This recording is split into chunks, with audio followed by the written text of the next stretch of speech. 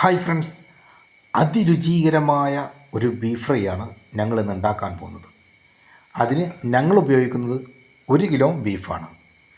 കുക്കറിൽ വെച്ചിട്ടാണ് ഈ ബീഫ് വേവിച്ചെടുക്കുന്നത്. അതിനാവശ്യമായ ഉപ്പ്, ഒരൽപ്പം മഞ്ഞൾപ്പൊടി, ഒരൽപ്പം ഗരം മസാല, ഇതിട്ട് കുറച്ച് മല്ലിപ്പൊടി, 1 ടീസ്പൂൺ ഉലുവ, ഇതെല്ലാം ഇട്ട് കുറച്ച് വെള്ളവും 1 ഗ്ലാസ് വെള്ളം ഒഴിച്ച് വേവിക്കാൻ വെക്കുക. എന്നതിന് ശേഷം നമ്മുടെ ഉള്ളിയും തക്കാളിയും പച്ചമുളകും, 2 ഉള്ളി, 2 തക്കാളി, 2 പച്ചമുളക്, ഇതാണ് ഞങ്ങൾ എടുത്തിട്ടുള്ളത്. അത് നല്ലവണ്ണം ഇളക്കി കൊടുക്കുക. ഈ സമയം നമ്മുടെ കുക്കറിൽ അവിടെ ബീഫ് വേവുന്നുണ്ട്.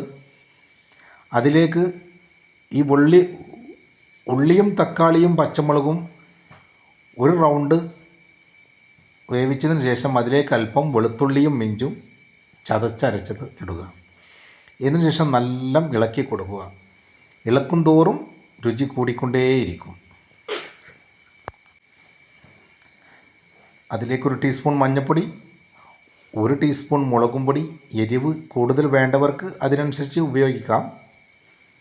ഏറ്റവും നല്ലത് കുരുമുളകും പൊടിയാണ്. മല്ലിപ്പൊടി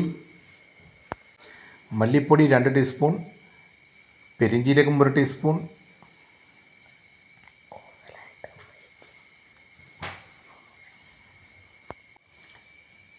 ഗരം മസാല 2 ടീസ്പൂൺ, കുരുമുളക് പൊടിച്ചത്, അത് വീട്ടിലുണ്ടാക്കുന്ന നല്ല ഒറിജിനൽ കുരുമുളക് പൊടിയാണ്.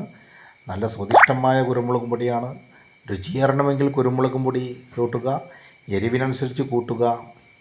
ഇതിന് ശേഷം നന്നായി ഇളക്കി കൊടുക്കുക. ഇളക്കി ഒരു വിധമാകുമ്പോൾ നല്ല രുചിയേറും.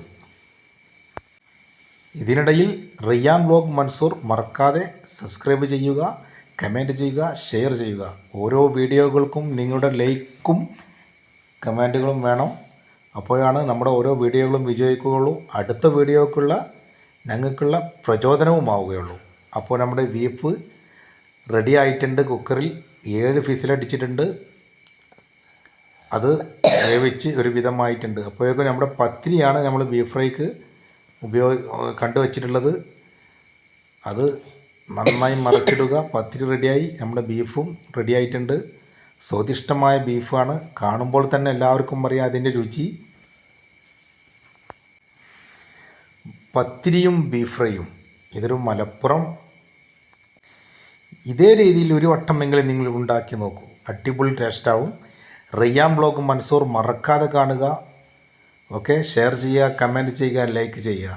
നിങ്ങളുടെ സപ്പോർട്ട് എപ്പോഴും ഞങ്ങളുടെ കൂടെ വേണം. അടുത്ത വീഡിയോയുമായി ഇനിയും ഞങ്ങൾ വരും.